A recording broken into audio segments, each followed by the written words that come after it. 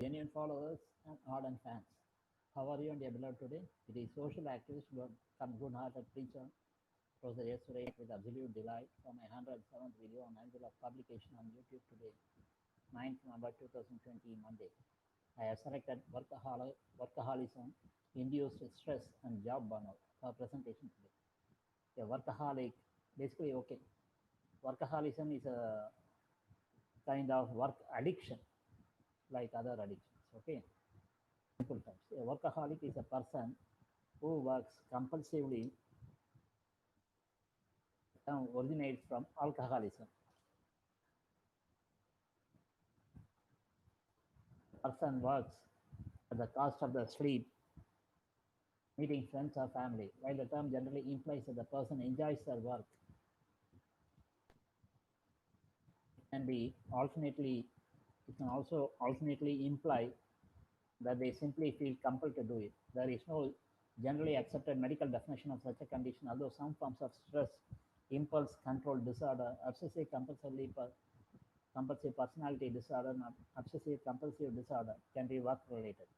The word itself is a portmanteau word composed of work and alcoholic. The term workaholic refers to various types of behavioral patterns, with each having its own valuation. For instance, workaholism is sometimes used by people wishing to express a devotion to one's career in positive terms. The work in question is usually associated with a paying job, but it may also refer to independent pursuits such as sports, music, art, and science.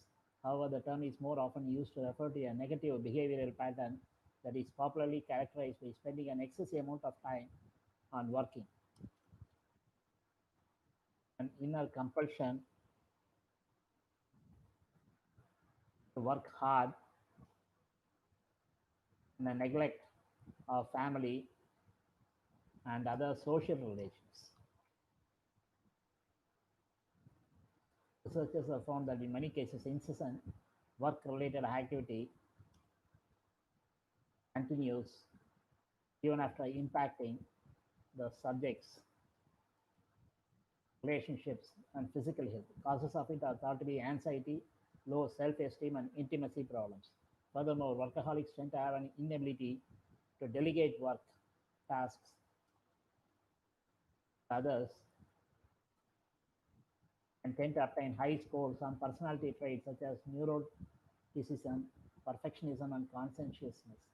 Clinical psychologist Brian Robinson identified two axes for workaholics: work initiation and work completion. He associates the behavior of procrastination with both savoring workaholics, those with low work initiation, low work completion, and attention deficit workaholics, those with high work initiation and low work completion. In contrast to bulimic and relentless workaholics, both of whom have high work completion. Workaholism in Japan is considered to be a serious social problem leading to early death, often on the job, a phenomenon dubbed karoshi. Overwork was popularly blamed for the fatal stroke of Prime Minister of Japan, Keiso Obuchi, in the year 2000. Death from overwork is not a uniquely Japanese phenomenon. In 2013, a Bank of America intern in London died after working for 72 hours straight. Workaholics tend to be less effective than other workers because they have difficulty working as part of a team. Trouble delegating interesting co-workers or organizational problems due to taking on too much work at once, taking on too much work at once. Moreover, workaholics often suffer sleep deprivation, which results in impaired brain and cognitive function. The business risk that workaholism presents is an underestimated risk in companies and human resource management, which can develop into an existential threat to a business. Workaholics Anonymous, like Alcoholics Anonymous, WA, is a 12-step program founded circa 1983 for people identifying themselves as powerless over compulsive work, worry, or activity, including but not limited to workaholics, including overworkers and those who suffer from unmanageable procrastination or work aversion. Anybody with a desire to stop working compulsively is welcome at a WA meeting, Workaholics Anonymous meeting. Unmanageability can Unmanageability can include compulsive work in housework, hobbies, fitness, or volunteering, as well as in paid work. Anyone with a problematic relationship with work is welcome. WA is considered an effective program for those who need its help. In 1983, one of the first formal efforts to create a fellowship around work addiction recovery began in New York when a corporate financial planner and a school teacher met. They found WA to stop working compulsively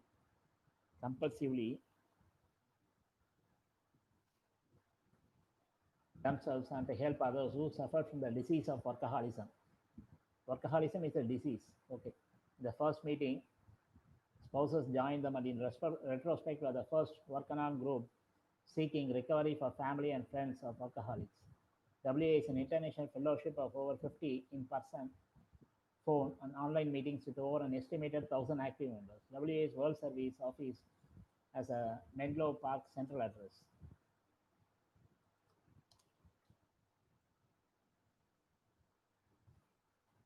WA has developed its own literature, most notably the Workaholics Anonymous Book of Recovery, but also uses the Alcoholics Anonymous AA books, Alcoholics Anonymous and 12 Steps and 12 Traditions. WA defines workaholism by signposts and characteristics as both a substance addiction to adrenaline and other stress hormones and as a process addiction to compulsively doing or avoiding work. WA further defines compulsive working as a progressive addictive illness.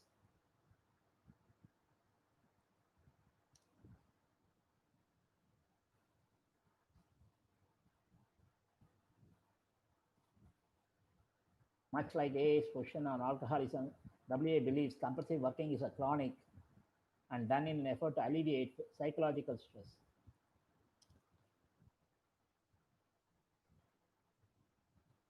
And WA members have identified cyclical patterns where they spend time procrastination necessary work, engaging in self-criticism while creating so much of a delay that it necessitates frantic working at an unsustainable pace to meet a deadline.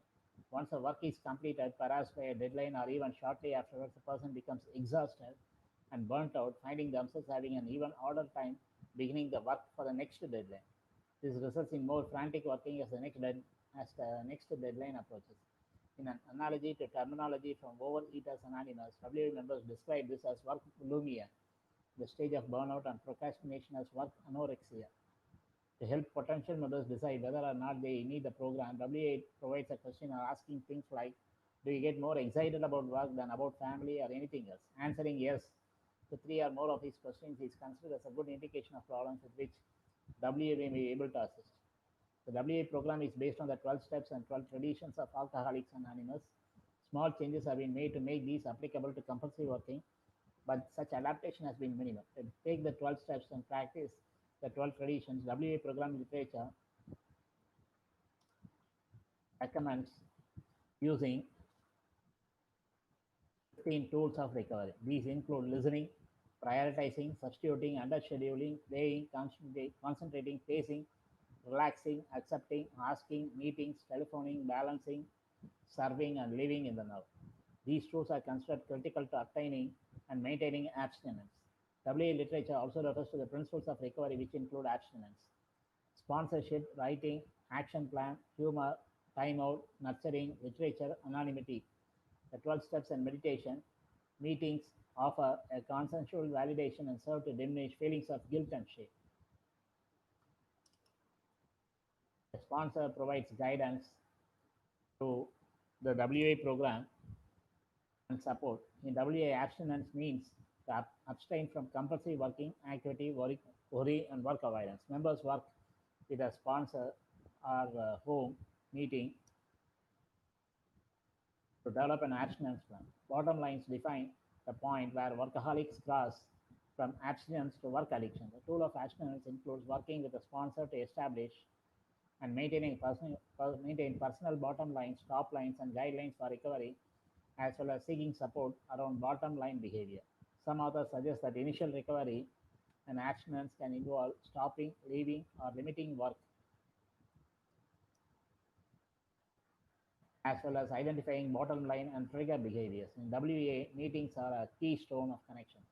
In recent years, meetings have diversified in form, not only including in-person meetings, but also now including online. email, and phone meetings for those suffering from the disease located in diverse areas. There are meetings in France, Australia, England, Brazil, New Zealand, and 23 states in the US. WAYR, the website, also offers networking and connection for members and hosts an annual conference for those who suffer. There is a Sister Workaholics Recovery Fellowship in Germany, Australia, and Switzerland called Anonym Albites Sushtich, Sushtich AAS with 34 meetings and an annual conference. Behavioral health refers to a person's state of being and how their behaviors and choices affect their overall health and wellness. Changing your addictive behaviors directly influences your life than by lessening or removing the symptoms of the behavioral addiction. More demanding jobs frequently require increased hours to get the tasks done, and internet and cell phones allow boundaries between work and personal time to blur. So it can be hard to tell if a person has a work addiction or is simply a conscientious, dedicated worker who goes the distance to do the job. A broad description of work addiction then is when a person works many more hours than the job requires and the person continues to work these extra hours despite negative effects on the personal life.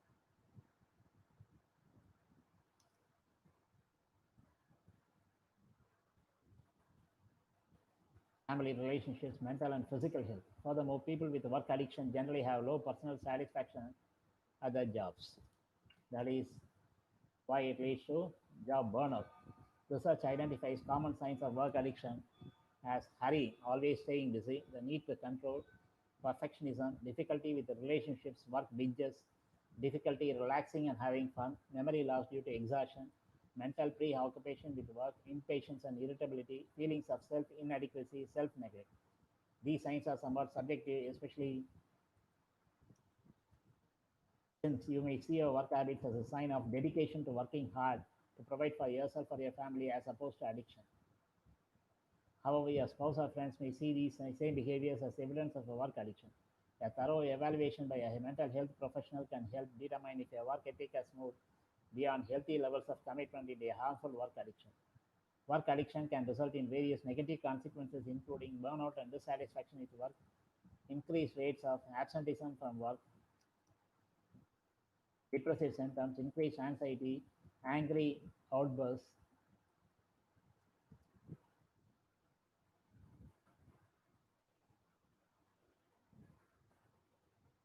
stress associated physical health issues, including fatigue and anxiety, chest pains, and shortness of breath.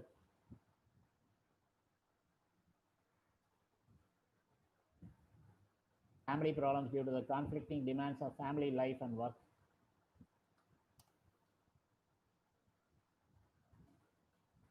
Higher levels of marital conflict, increased risk of substance abuse, elevated feelings of stress. Many people who seek treatment of work addiction do not enter treatment for the work addiction itself. In many cases, they may also suffer from a substance abuse disorder or another behavioral health issue such as depression, anger management, or anxiety, and they seek treatment for these things. At times, the work addiction can manifest after a person has tried to manage a substance abuse disorder. For example, instead of drinking after work, a person may work longer hours and focus on work as a distraction from drinking.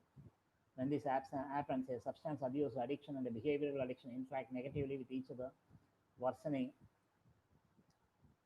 one's behavior and masking the other addictions. Researchers have noted that behavioral addictions can be silent or hidden addictions,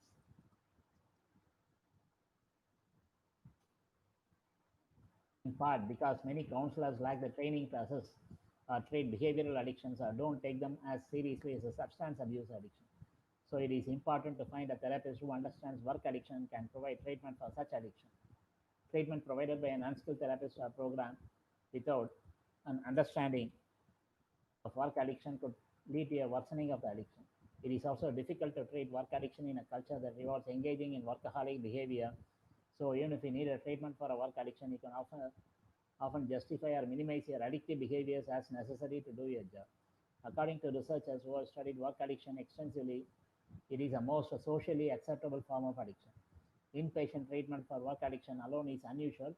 It most often happens in the context of treating a co-occurring substance abuse or psychiatric issues such as depression, suicidal ideations, or some other behavioral health diagnosis that results in danger to yourself or others. Outpatient treatment is the most common approach for treating work addiction.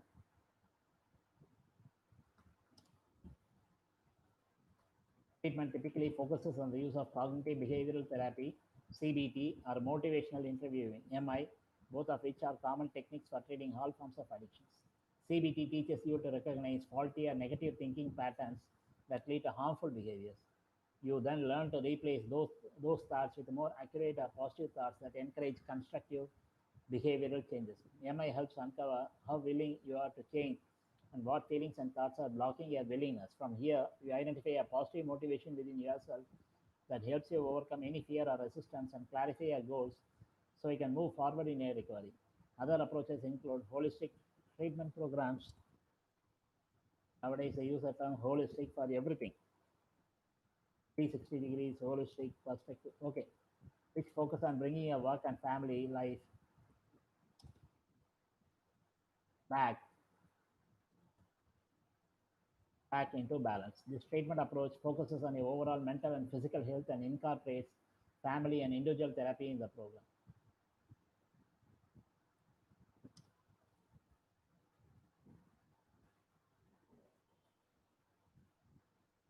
While also attending to diet, spirituality, stress management, relaxation techniques, and sleep enhancement.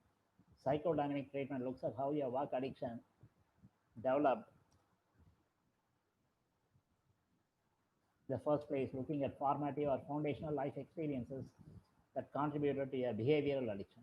Clinicians believe that getting at your underlying process and behaviors such as narcissism, anger, shame, and approval seeking are essential for long term behavioral changes to occur. Some researchers note that group therapy for work addiction is not a common approach. Others indicate that group therapy is of great value to people recovering from work addiction.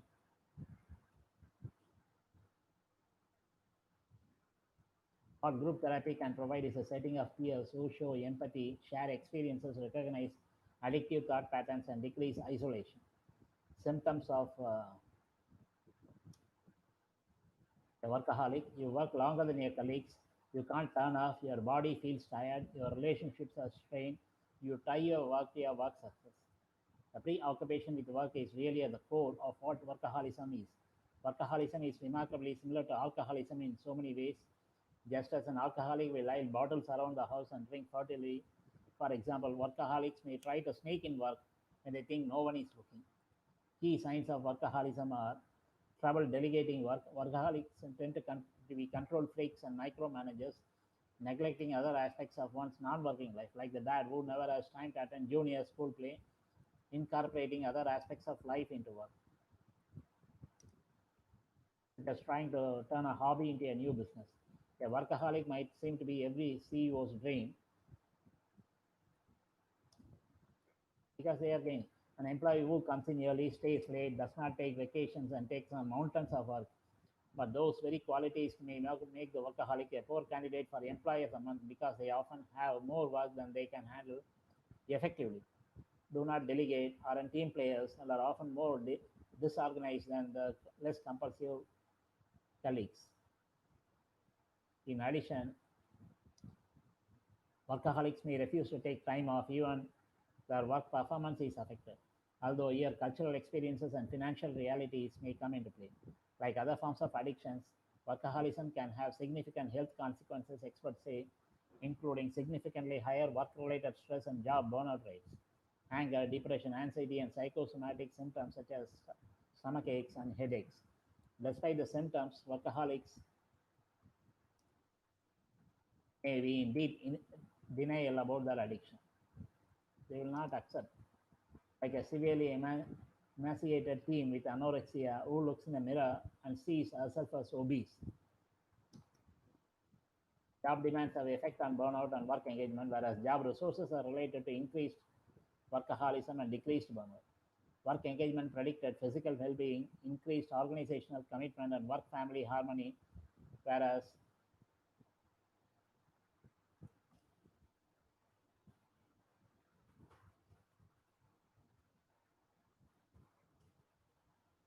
burnout had a negative effect on these outcomes. Workaholism was related only to organizational commitment. Mediation analysis showed that burnout mediated between job demands and resources and perceived health, organizational commitment and work, family harmony, whereas work engagement mediated only between job resources and the above consequences. People spend considerable amount of their time at work. As a matter of fact, time is not the only resource spent by people. They also spend the energy and invest their emotions in the work. In turn, their occupations provide meaning and structure to their lives. In this sense, a healthy attachment of people to the jobs would clearly contribute to their well-being as well as resulting in desired levels of performance. In the contemporary working context, jobs pose primarily mental and emotional demands rather than physical ones. These sustaining demands are likely to lead to impairment in physical as well as mental health. However, people can also feel estranged and alienated at work. Besides being a source of stress, workplace may also contribute to the well-being of individuals as they spend a considerable amount of time working. Research in this area has so far been interested in job-related consequences of employee well-being. Neither the antecedents of work characteristics and employee attainment styles nor the non-job related outcomes are studied as much as the work outcomes. In the modern world, increasing working hours blur the borders of home and work, thus resulting in one affecting the other. The competitive environment of working life creates an imbalance in terms of job demands and job resources.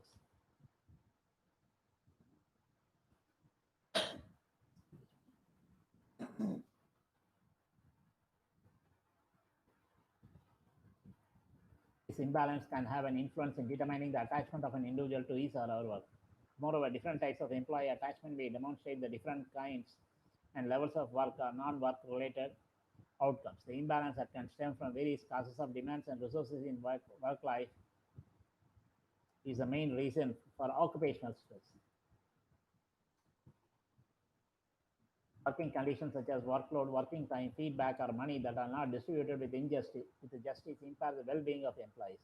Research shows that employees do not feel estranged to their jobs if the jobs are meaningful and manageable for the employees. Moreover, empirical evidence has shown that the workers' opportunities for development and hope in it for the employees, the commitment level increases. The lack of certain job resources can also result in estrangement from the job, or in other words, burnout. In case of burnout, the imbalance between job demands and resources stands. Burnout was found to be related to several negative outcomes from physical symptoms to organizational outcomes. Moreover, it must be stressed out that the imbalance between the job demands and resources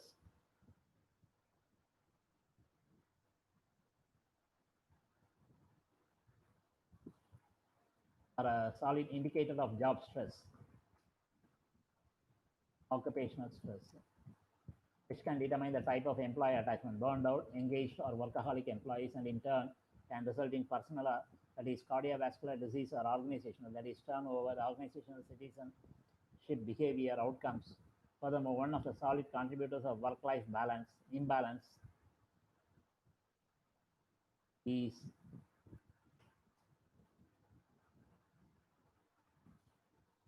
amount of stress experienced at work. Job stress is determined by the amount of demands and resources within an organization, and the amount of stress can influence employees to experience different levels of health conditions, low back pain, etc. On organizational outcomes, turnover, intention, low performance, etc.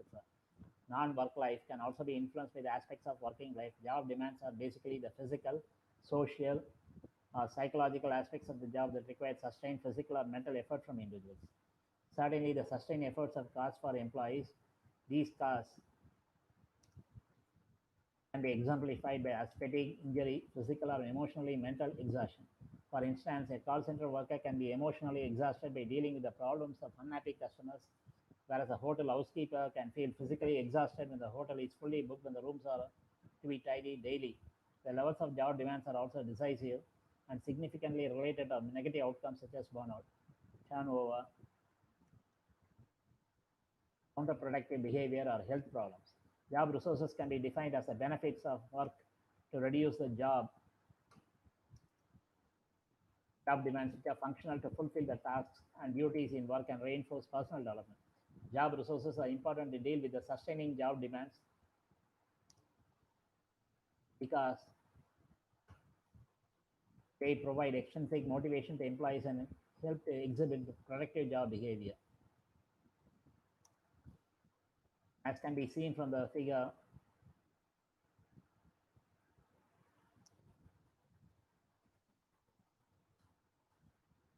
job demands are related to a negative consequence, which is exhaustion.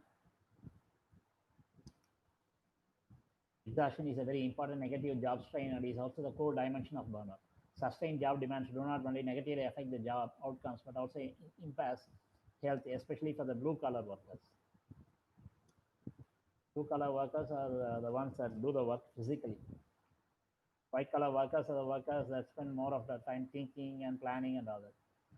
The level of stress, the changing working life can be considered as a cause of health impairment. This relationship further suggested as a complex, multifaceted structure. Burnout mediates a relationship between job demands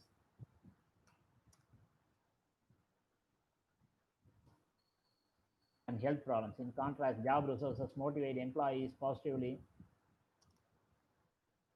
Thus, they are found to be relaxed to work engagement, organizational commitment, and the decreased turnover intention. However, the mediation proposal is also valid for engagement, as they argue that work engagement mediates a relationship between job resources and positive job outcomes.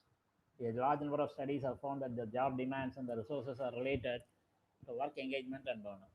The relationship between the individuals and the organizations is a widely studied phenomenon. It has been found that the effect and benefit which the employee posts towards the organization is a solid indicator of the level of these relationships. Employees might have a negative attachment, or in other words, disenchantment to their works if their expectations are not compensated by their organizations. On the other hand, a healthy and positive relationship between the individuals and the organizations is very frequently seen. Another widely seen type is the kind of employees who spend excessive amount of time at organizations at work and spend a massive cognitive amount of to the work, but do not feel joy by doing so.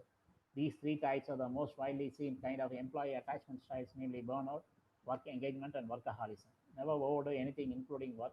Work-life balance is very important for happiness in life. Time management is very crucial in all walks of life.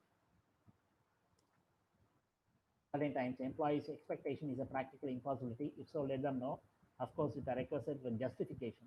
It is advisable to do official work at the office and family work at home. Never mix up these two. Forget family when you are at work and vice versa.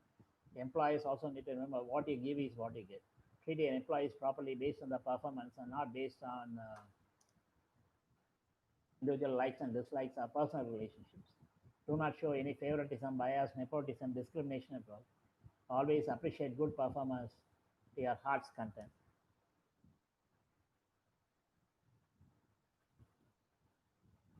Good work that is not formally recognized is much more than slapping the person. That is a moral insult which they'll never forget. These are the root causes for work-induced stress and job burnout. Mentoring will also come handy in getting the work done through the subordinates. An employee takes care to maintain, as employees, take care to maintain work-life balance, understand your limits, and do not push yourself beyond those limits. Practice meditation, yoga, listening to melodious music to soothe your nerves. Be a team player and good role model for others to emulate. Debates, discussion on open-ended topics like this can go on forever. Anyhow, let me pull the plug here. We'll meet again real soon with another interesting topic real soon. Some of the statements, views expressed are solely mine based on limited knowledge gained over 6 decades of versatile experience. Always watch these videos with closed captions, subtitles for absolute 100% comprehension. As for my sincere recommendation, zillion times so far, I know I rushed through to complete the presentation within 20 minutes. But I know pretty well that I'm exceeding the time limit. I take double the time or sometimes even triple the time, since I make honest attempts to cover the selected topics elaborately in depth, including so many fine details, referring a wide variety of sources, in particular Wikipedia quite extensively, besides articles and books published recently. Besides, of course, I had sprinkled my own salt and pepper and seasoned it with my personal experiences so far in my life and also intuition. Stay at home as much as possible to maintain social distancing, attributed the pandemic novel COVID-19 and prolong your lifespan. Lead a healthy life. God alone can put a stop to natural, unnatural events, via war, cyber war, events like pandemics, which may lead to apocalypse and extinction of all sentient species on earth for no fault of others. Rest in peace and harmony.